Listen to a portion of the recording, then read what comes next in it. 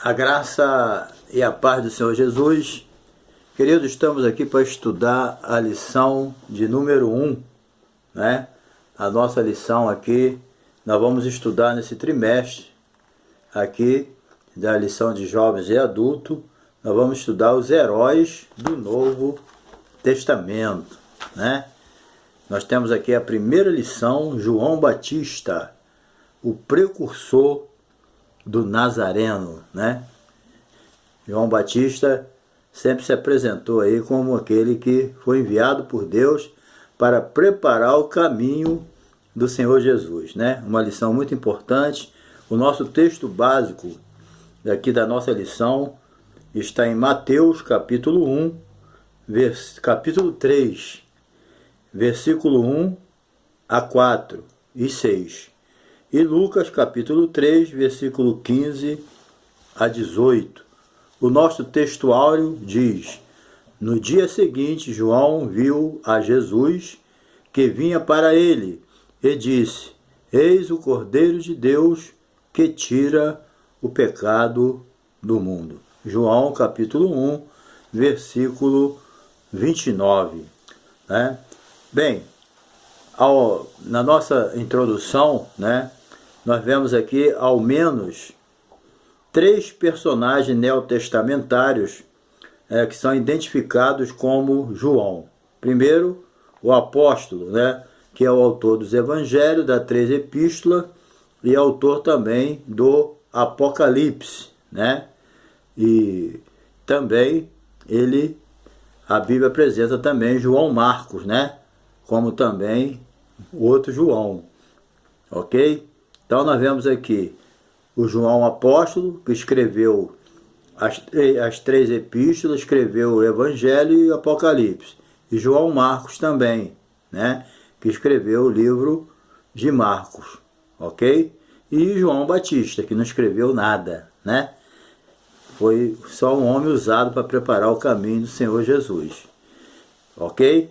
Então João Batista ele foi um dos mais destacados personagens do Novo Testamento. Ele foi um homem designado por Deus para introduzir o ministério terreno de Jesus Cristo, né, aqui na terra. E fez com muita dignidade e muita grandeza. João Batista foi uma bênção, né? Bem, número 1 aqui, as origens de João Batista. Então, muitos leitores eles tomam por certo que todos os evangelhos registram os pormenores da vida de João Batista. No entanto, o Evangelho de Lucas é o único que faz. Por exemplo, somente Lucas é que cita os nomes dos pais do profeta, né? Está em Lucas 1, capítulo 1, versículo 5. E vejamos a seguir alguns detalhes relacionados à origem, né, do primo do Messias de Israel. Primeiramente, uma concepção improvável. Por quê?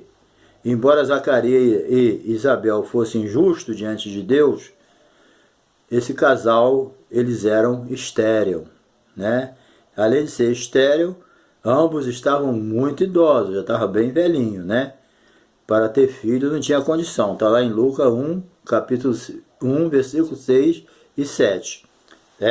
Enquanto Zacarias ministrava no templo, né, o anjo Gabriel apareceu a ele ali de repente, certo? Ao lado do altar do incenso, e dizendo que a sua oração foi atendida, né? Ele e a sua esposa teriam um filho cujo nome era João. Se a oração dele foi atendida, ele já estava orando, né, há muito tempo para que esse filho viesse, né? Então, olha só quanto tempo levou, né? Às vezes a gente começa a orar hoje e a gente acha que hoje mesmo a resposta tem que vir, não é por aí, né? A resposta desse casal veio, né?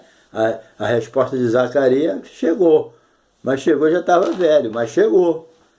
E João Batista foi uma bênção na mão de Deus, né? Ele cumpriu direitinho a sua chamada, o seu papel pelo qual ele foi escolhido por Deus. Cada um é escolhido, né? E ele foi escolhido para aquela obra e cumpriu ela muito bem, né? Graças a Deus. Então, a sua oração foi ouvida. Agora, ele ficou mudo também porque ele orou, mas na hora ele não acreditou. Quando o anjo falou, ele se sentiu incrédulo. E por causa disso ele ficou mudo até o dia do nascimento de João. Mas a oração dele foi ouvida, né? É isso que é importante. Tu está orando, continua orando, certo?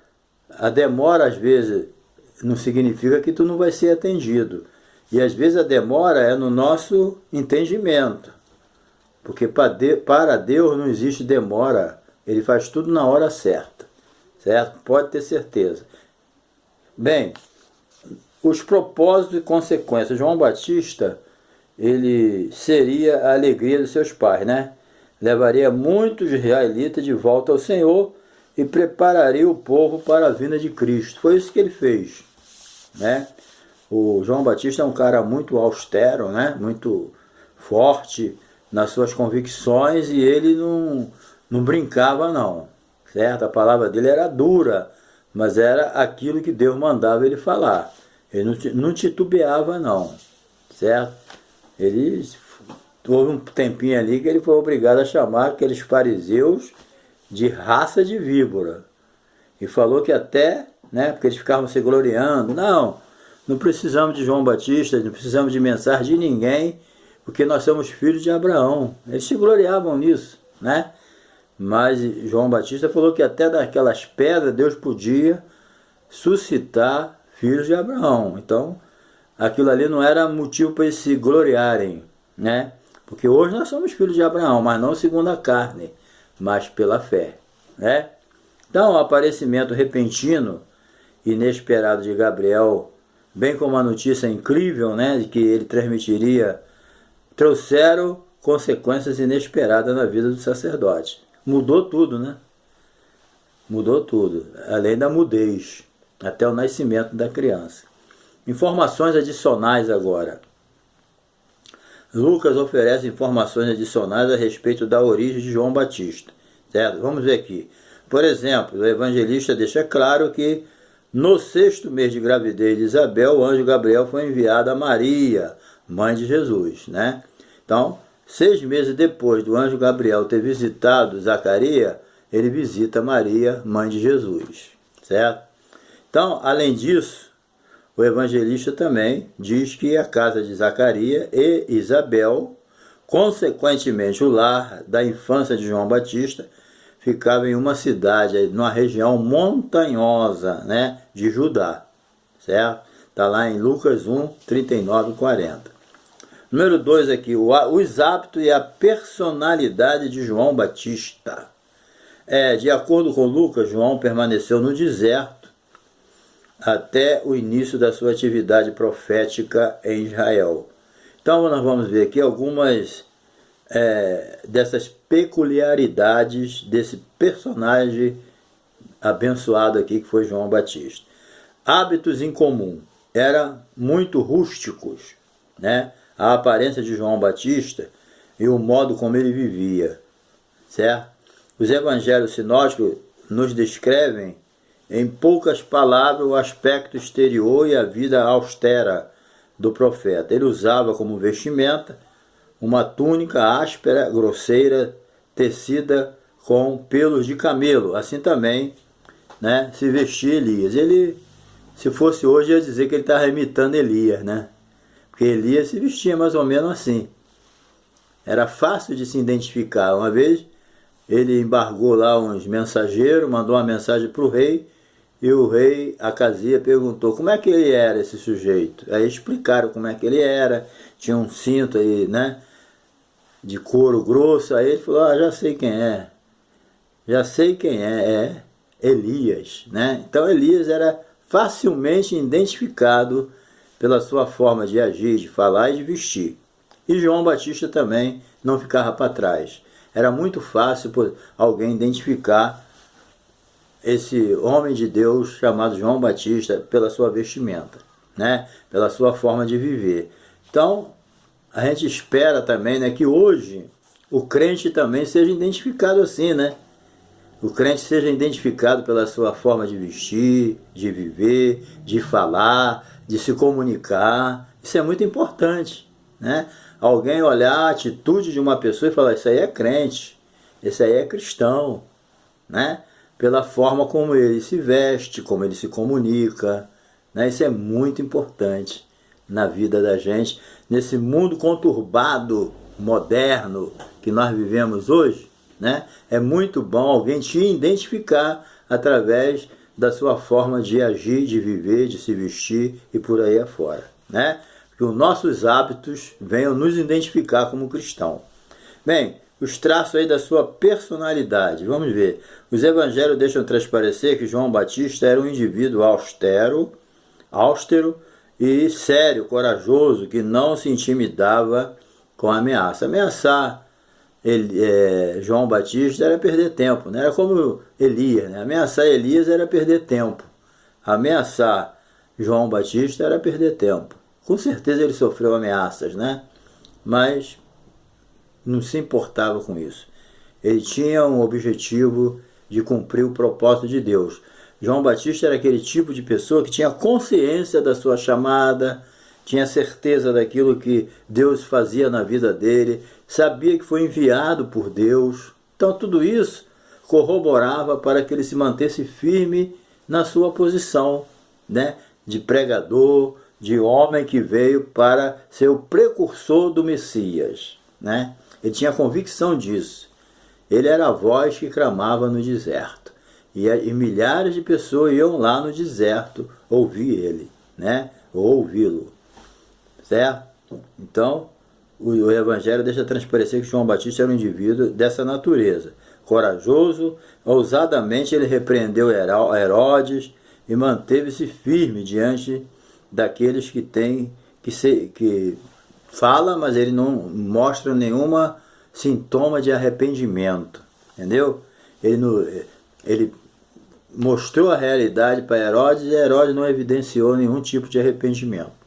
Pelo contrário, né? Depois deu lugar ao diabo e conseguiu matar João Batista, decapitando ele, amando, né, praticamente a sua mulher, que era a mulher do Filipe. O outro Herodes, né?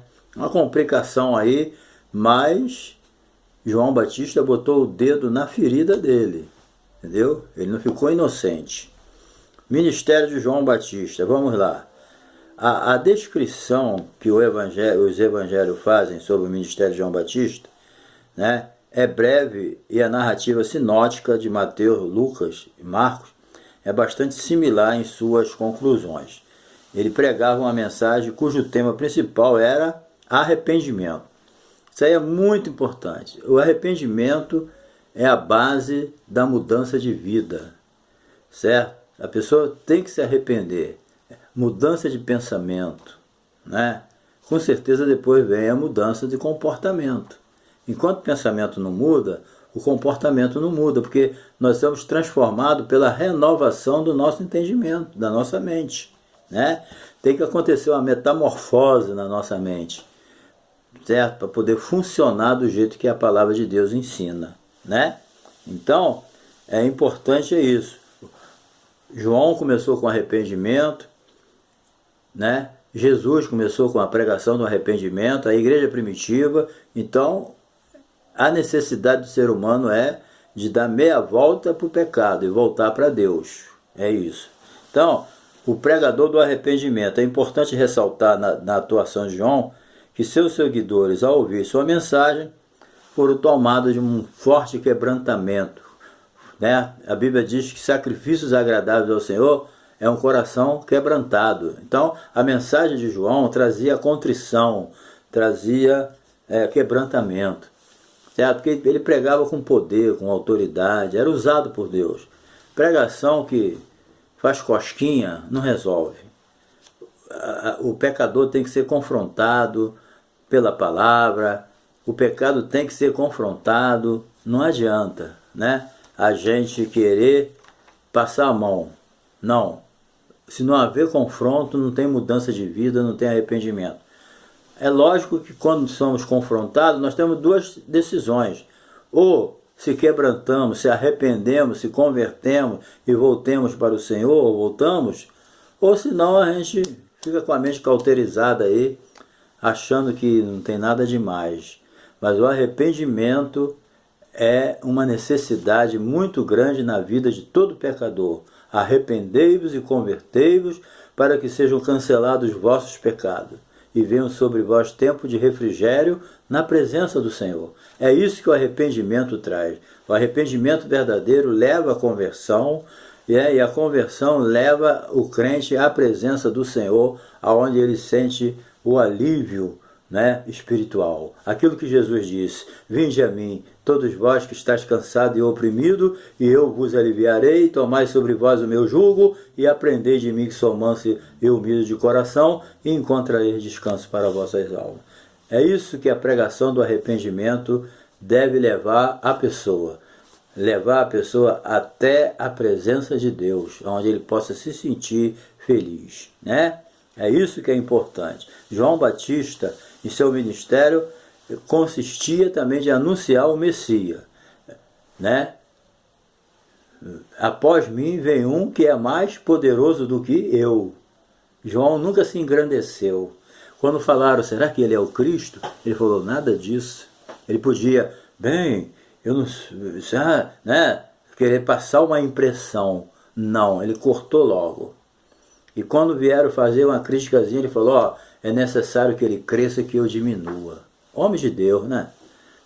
Nunca quis se gloriar. Toda a glória dele era para Jesus. Com as marcas ministeriais, 3:2, como precursor de João Batista, né? Como precursor de Jesus, João Batista em seu ministério, em seu nascimento, né? Vamos ler direitinho. Como precursor de Jesus, João Batista o precedeu em seu ministério. Seu ministério e sua morte. Dessa forma, algumas observações importantes quanto ao seu ministério faz-se necessário. Vamos ver. Ele era o último dos profetas da antiga aliança, né? A lei durou até João. Isso é claríssimo na Bíblia, né? Ele era chamado de Batista, porque era uma característica do seu ministério. E o batismo de João? Bem, João aparece no cenário bíblico batizando nas águas no Rio Jordão. Foi de tal modo impactante, né, a sua atividade como batizador, que se cunhou com esse nome. João Batista, Batista aqui significa o batizador. Então João ficou com o apelido de João o Batizador, né? Graças a Deus que ele levou até o fim a sua missão. Foi fiel, né? Morreu assassinado covardemente, mas cumpriu a sua missão até o final, né? Vamos aqui, número 4, grandes momentos na vida de João Batista. Os grandes momentos aqui, João Batista batiza Jesus, né? Ali na margem do Rio Jordão, quando João Batista estava batizando, o Senhor Jesus se aproximou de João para ser batizado, né? Quando João viu Jesus, ele falou, eu careço de ser batizado por ti, tu vens a mim? Mas Jesus falou, deixa cumprir toda a lei, cumprir toda a justiça, né? Vamos cumprindo o que tem que cumprir, né? Então naquele instante, né, não é para qualquer um batizar Jesus, né? O profeta reconheceu a superioridade de Jesus, né? E só batizou porque Jesus disse, né, que naquele momento era necessário. Mas João nem se sentiu competente para isso, né?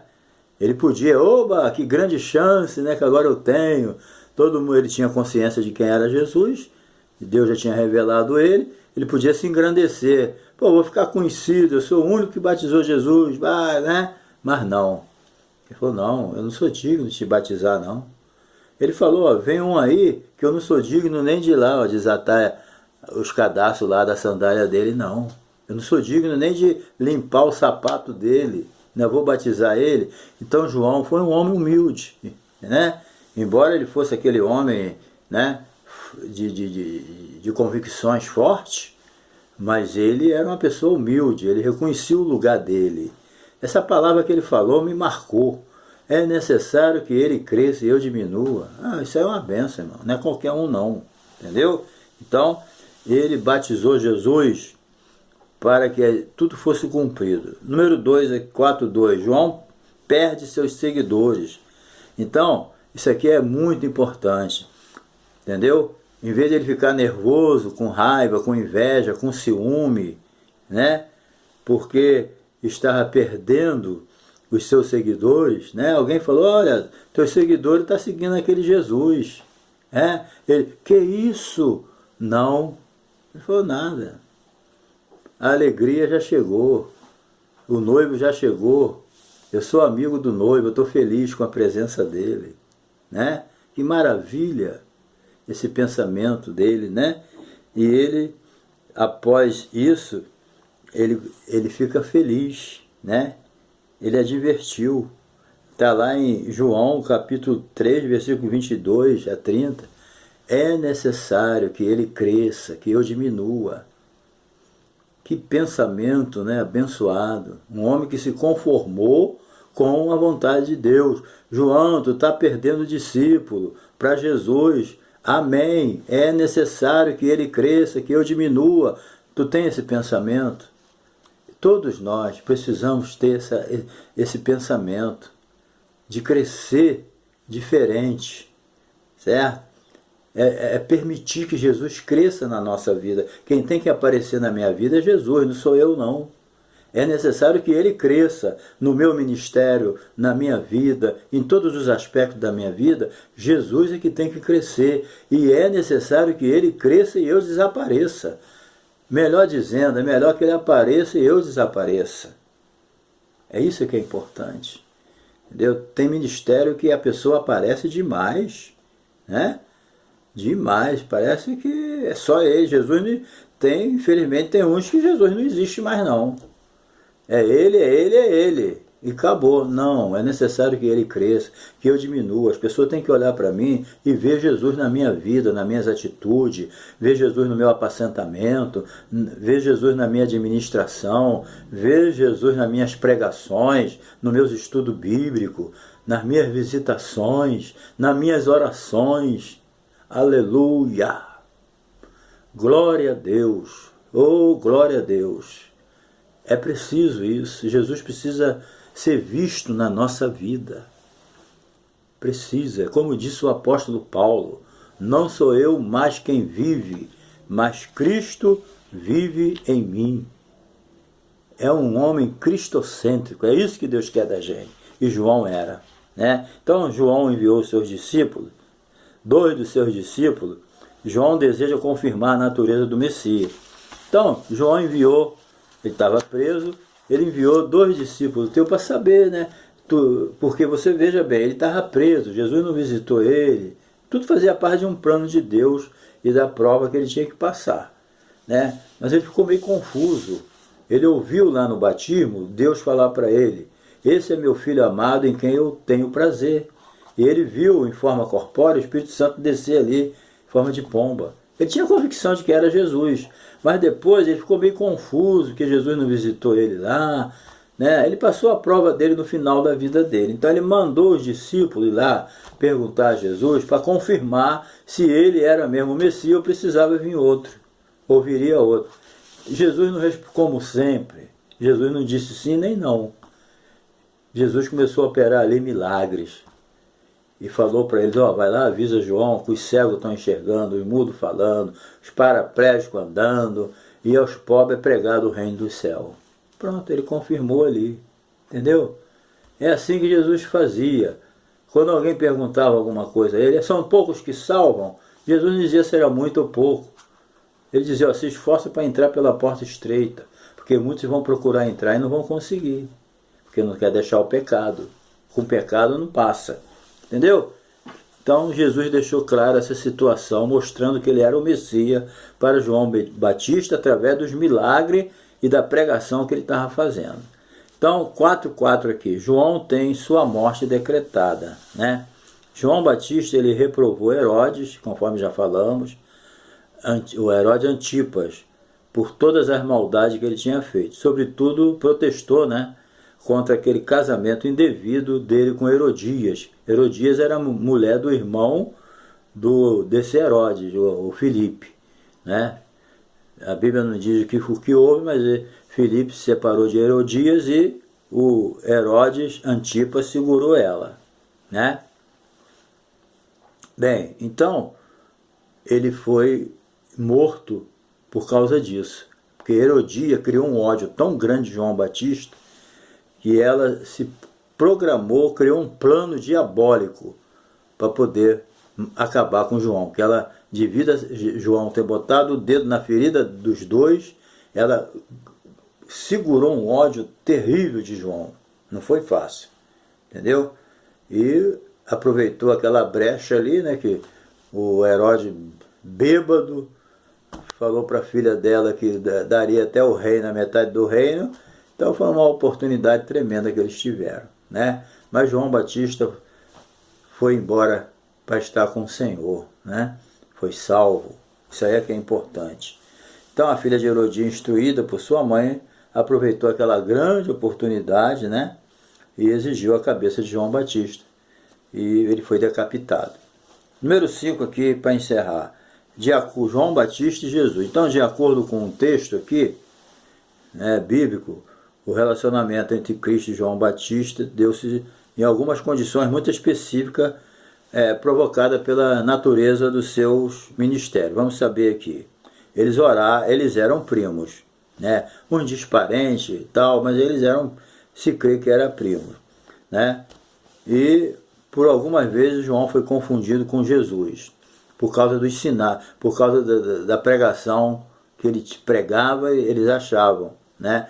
Os fariseus mandaram lá perguntar: vem cá, você é o Cristo? Né? Ele falou: não sou o Cristo. Jesus comparou João Batista a Elias. Jesus também declarou que João Batista foi o maior homem nascido de mulher, né? Então, diante disso, muito importante notar que, embora fossem contemporâneos e possuíssem características em comum, suas atividades ministeriais eram bem diferentes, lógico, né? João era o precursor do Messias, enquanto o Senhor Jesus era o próprio Messias, ok? Então, veja só as diferenças aqui. Jesus é a palavra. No princípio era o Verbo e o Verbo estava com Deus. João Batista era um mensageiro. Jesus é eterno, né? João Batista era temporal. Jesus é a luz. João Batista é anunciador da luz, né? Jesus é Deus. João Batista é enviado por ele. E Jesus é a vida. João Batista era um grande proclamador da vida. Jesus falou: eu sou o caminho, a verdade e a vida, né? João escreveu lá na primeira epístola: quem tem Jesus tem a vida, quem não tem Jesus não tem a vida, né? Então João Batista morreu, foi sepultado por seus discípulos. Jesus morreu, ressuscitou e está à direita do Pai, e um dia vai vir buscar a sua igreja. Então, querido, que Deus te abençoe, essa lição abençoada, né? Com certeza é bênção pura, né? A gente poder aprender uma lição tão maravilhosa como essa da Editora Gospel. Que Deus abençoe vocês e, se for de Deus, semana que vem nós estamos aqui com a segunda lição. Deus te abençoe e te guarde, em nome de Jesus. Amém.